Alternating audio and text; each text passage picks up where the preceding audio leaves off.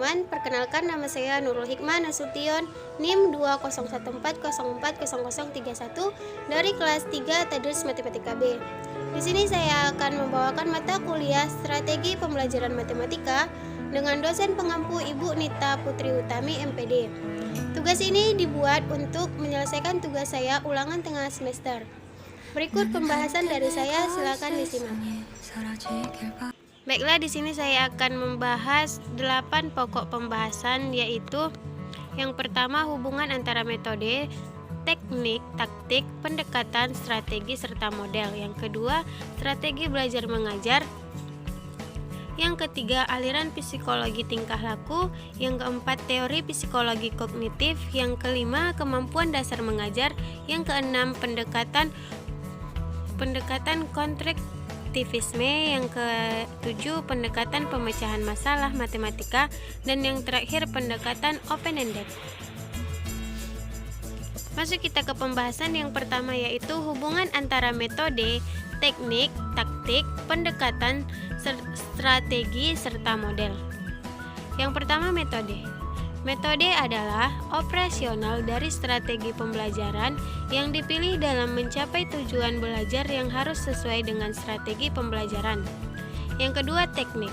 Teknik adalah cara yang dilakukan seseorang dalam mengimplementasikan suatu metode secara spesifik. Yang ketiga, taktik. Taktik adalah gaya seseorang dalam melaksanakan metode atau teknik pembelajaran tertentu yang sifatnya individual. Pendekatan. Pendekatan adalah titik tolak atau sudut pandang kita terhadap proses pembelajaran yang merujuk pada pandangan tentang terjadinya proses yang sifatnya masih sangat umum di dalam mewadahi, menginspirasi, menguatkan dalam melarai metode pembelajaran dengan cakupan teoritis tertentu. Yang kelima, strategi. Strategi adalah suatu kegiatan pembelajaran yang harus dikerjakan guru dan siswa agar tujuan pembelajaran dapat dicapai secara efektif dan efisien. Yang terakhir adalah model.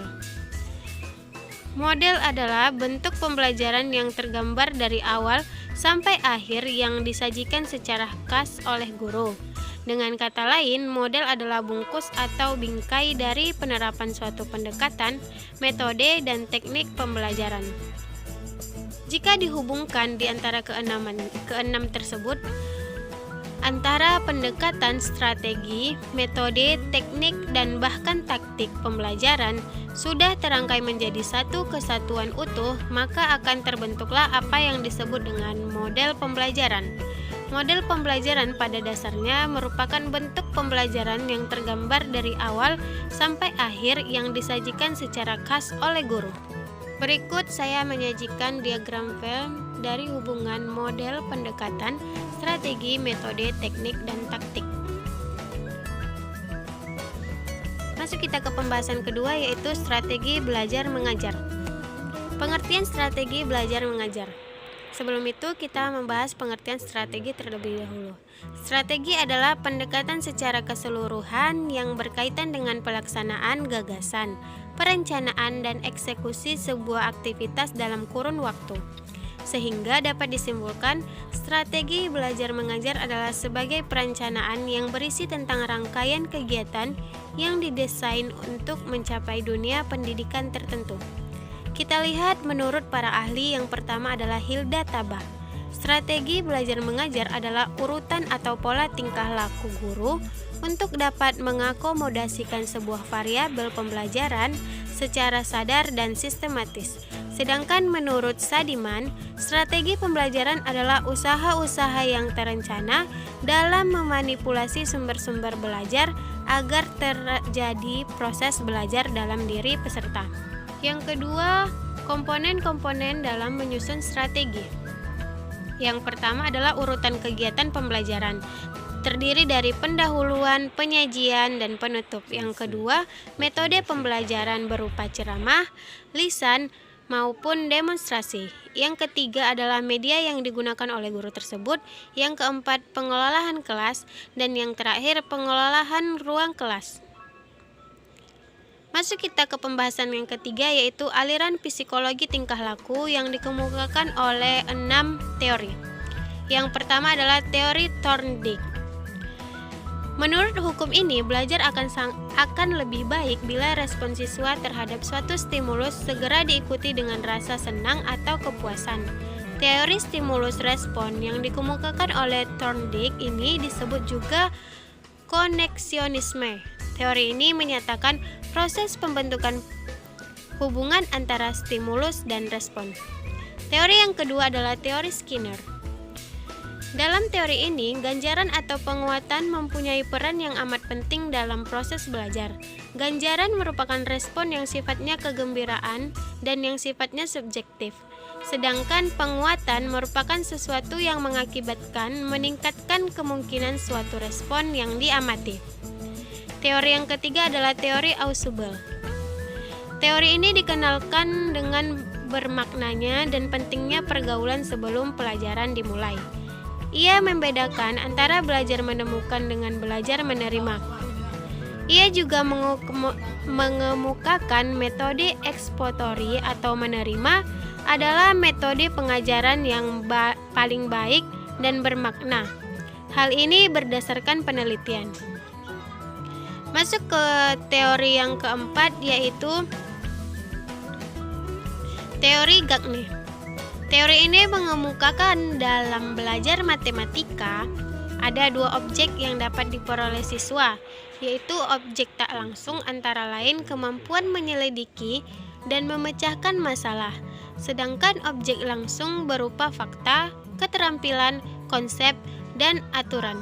Lebih jauh, Gagne mengemukakan bahwa hasil belajar didasarkan pada pengamatan tingkah laku melalui stimulus respon belajar bersyarat. Teori yang kelima yaitu teori Pavlov. Pavlov terkenal dengan teori belajar klasik. Pavlov mengemukakan konsep pembiasaan dalam hubungannya dengan belajar mengajar. Agar siswa belajar dengan baik, maka harus dibiasakan. Misalnya agar siswa mengerjakan pekerjaan rumahnya dengan baik. Teori yang keenam adalah teori Baruda. Baruda mengemukakan bahwa siswa belajar itu melalui meniru. Jika tulisan guru baik, guru berbicara dengan sopan santun, dengan menggunakan bahasa yang baik, tingkah laku terpuji, menerangkan dengan jelas dan sistematik, maka siswa akan menirunya. Aliran latihan mental. Aliran latihan mental ini berkembang sampai awal abad 20, yang mengemukakan bahasa struktur otak manusia terdiri dari gumpalan-gumpalan otak. Agar ia kuat, maka harus dilatih dengan beban. Makin banyak latihan dan beban yang makin berat, maka otot atau otak itu makin kuat pula. Oleh karena itu, jika anak ingin pandai, maka ia harus dilatih otaknya dengan cara banyak berlatih, memahami dan mengajarkan soal-soal yang benar. Maka makin sukar materi itu, maka makin pandai pula anak tersebut. Masuk kita ke pembahasan yang keempat, yaitu teori psikologi kognitif. Teori psikologi kognitif adalah suatu ilmu yang mempelajari bagaimana arus informasi yang diterima dan ditangkap oleh indera, diproses oleh jiwa seseorang dan diendapkan di dalam kesadaran, juga diwujudkan melalui bentuk tingkah laku atau tindakan. Psikologi kognitif dapat pula dipandang sebagai studi terhadap proses-proses yang melandasi yang dinamakan mental. Terdapat beberapa teori dalam psikologi kognitif. Yang pertama adalah teori Piaget. Teori ini menunjukkan bahwa kecerdasan berubah seiring dengan pertumbuhannya anak. Seiring untuk memperoleh pengetahuan, anak juga harus mengembangkan atau membangun mental. Menurut Jane, proses belajar sesungguhnya terdiri dari 3 tahap, yaitu asimilasi, akomodasi, dan penyeimbangan. Teori yang kedua adalah teori Brunner. Menurut Brunner, proses belajar lebih ditentukan oleh cara kita mengatur materi pelajaran dan bukan ditentukan oleh umur seseorang seperti yang telah dikemukakan oleh Piaget. Hal itu terdapat ada 3 tahap, yaitu enaktif, ikonik, dan simbolik. Masuk kita ke teori yang ketiga adalah teori Gestalt. Psikologi Gestalt merupakan salah satu aliran psikologi yang mempelajari suatu gejala sebagai suatu keseluruhan atau totalitas. Data-data dalam teori psikologi Gestalt disebut dengan fenomena atau sebuah gejala. Teori yang kelima yaitu teori Dionys. Zoltan P. Dionys adalah seorang matematikawan yang memusatkan perhatiannya pada cara-cara pengajaran terhadap anak-anak. Ada 6 tahap yang telah ia kemukakan, yaitu tahap bermain bebas, tahap permainan, tahap penelaahan, kesamaan sifat, tahap representasi, tahap simbolisasi, dan tahap formalisasi. Teori selanjutnya adalah teori Brownell. Brownell mengemukakan bahwa belajar matematika harus merupakan belajar bermakna dan belajar pengertian. Dia menegaskan bahwa belajar pada hakikatnya merupakan suatu proses yang bermakna. Dan teori yang terakhir adalah teori Van Heel. Van Heel adalah seorang guru matematika bangsa Belanda yang mengadakan penelitian dalam pengajaran geometri. Menurut Van Heel, ada 3 unsur utama dalam pengajaran geometri, yaitu waktu, materi pengajaran, dan metode pengajaran yang diterapkan. Masuk kita ke pembahasan yang kelima, yaitu kemampuan dasar mengajar. Pengertian kemampuan dasar mengajar. Kemampuan dasar mengajar merupakan sebuah keahlian yang harus dimiliki seorang guru dalam memberikan pelajaran, materi, mengelola kelas, serta keterampilan guru dalam memberikan variasi pembelajaran. Dengan demikian, seorang pengajar harus menyiapkan diri dari bahan-bahan yang diperlukan untuk mengajar. Baiklah, masuk kita kepada unsur-unsur kemampuan dasar mengajar, yaitu yang pertama tujuan dan sasaran keterampilan, yang kedua perencanaan pembelajaran, yang ketiga pembinaan, yang keempat sarana kegiatan belajar, yang kelima praktik atau demonstrasi keterampilan dasar mengajar. Tujuan kemampuan dasar mengajar, yaitu yang pertama dapat menganalisis tingkah laku teman bahkan diri sendiri. Yang kedua dapat melaksanakan keterampilan khusus dalam mengajar. Yang ketiga dapat menciptakan suasana belajar yang baik, kreatif, inovatif, dan menyenangkan. Yang keempat memiliki sifat profesional layaknya seorang guru. Dan yang kelima dapat mengaplikasikan teknik pembelajaran yang benar kepada peserta didik dengan berbagai sumber belajar. Kriteria guru yang memiliki kemampuan dasar mengajar. Yang pertama, mengembangkan kepribadian. Yang kedua, menempuh tingkat kependidikan. Yang ketiga, menguasai materi ajaran. Yang keempat, menyusun program pengajaran. Yang kelima, memberikan penilaian. Yang keenam, menyelenggarakan program bimbingan belajar. Yang ketujuh, menyelenggarakan administrasi pendidikan. Yang kedelapan, berinteraksi atau berkomunikasi. Dan yang terakhir, menyelenggarakan penelitian sederhana. Syarat-syarat kemampuan dasar mengajar guru. Pertama, pengetahuan. Yang kedua, keterampilan. Dan yang ketiga, mengevaluasi. Fungsi dan peran guru dalam kemampuan dasar mengajar.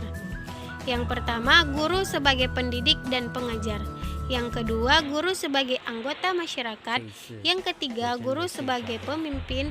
Yang keempat, guru sebagai pelaksana administrasi. Yang kelima, guru sebagai pengelola kegiatan pembelajaran. Masuk kita ke pembahasan yang keenam, yaitu pendekatan konstruktivisme. Hal ini dibagi dalam beberapa poin, yaitu yang pertama, belajar matematika menurut paham konstruktivisme. Para ahli setuju bahwa belajar matematika melibatkan manipulasi aktif dari pemaknaan, bukan hanya bilangan dan rumus-rumus saja.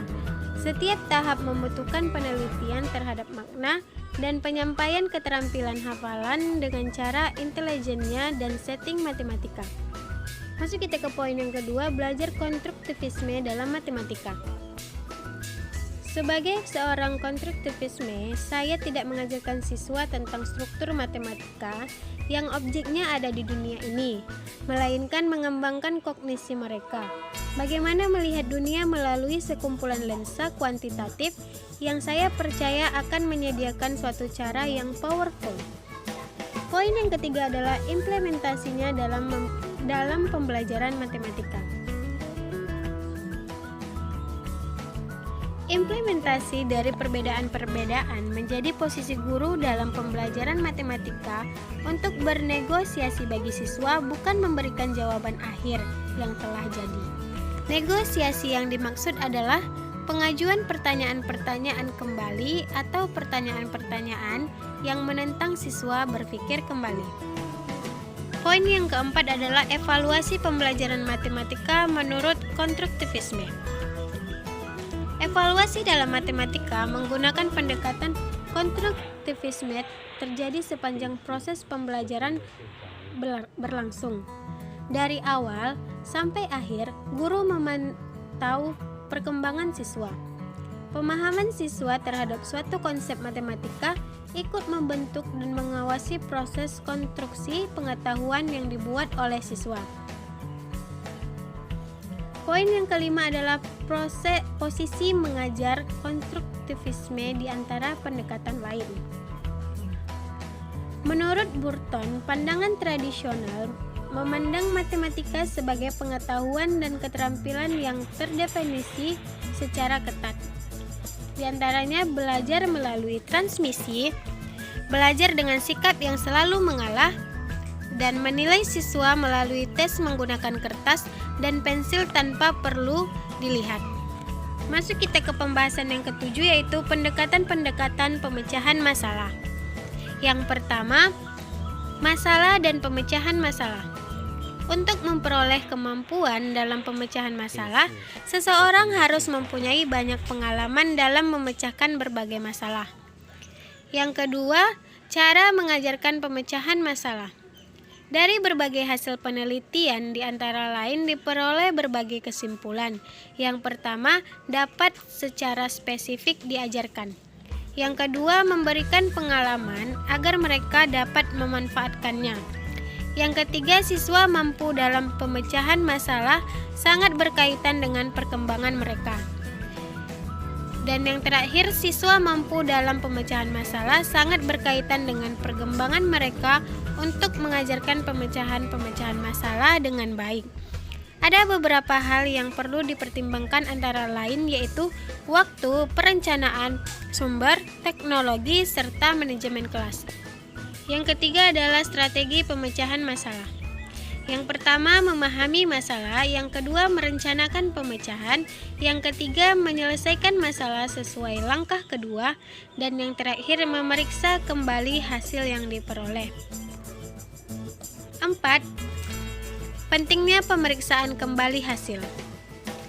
Hasil-hasil penting yang bisa dikembangkan dalam langkah dari strategi dalam pemecahan masalah tersebut adalah mencari kemungkinan adanya penyelesaian lain dan menelaah kembali proses penilaian masalah yang telah diuji. 5. Metakognisi. Perkembangan metakognisi dapat diupayakan melalui proses mengobservasi tentang apa yang mereka ketahui dan kerjakan, dan untuk merefleksikan tentang apa yang diobservasi. Cara yang bisa digunakan diantaranya adalah mengajukan pertanyaan, kembangkan berbagai aspek pemecahan masalah, dan melakukannya secara mandiri. Contoh pembelajaran pemecahan masalah.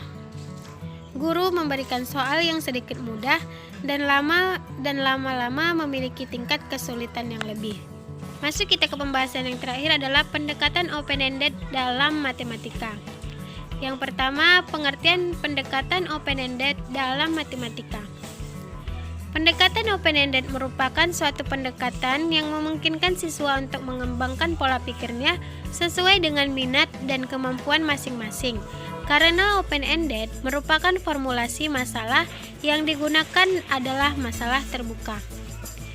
Yang kedua adalah orientasi pendekatan open-ended dalam pembelajaran matematika.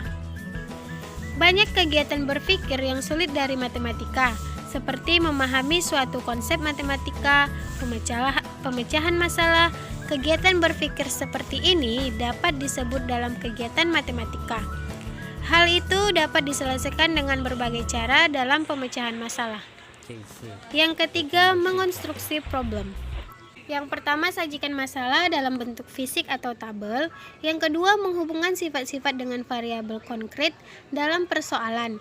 Yang ketiga, sajikan dalam bentuk bangun. Yang keempat, sajikan dalam bentuk urutan.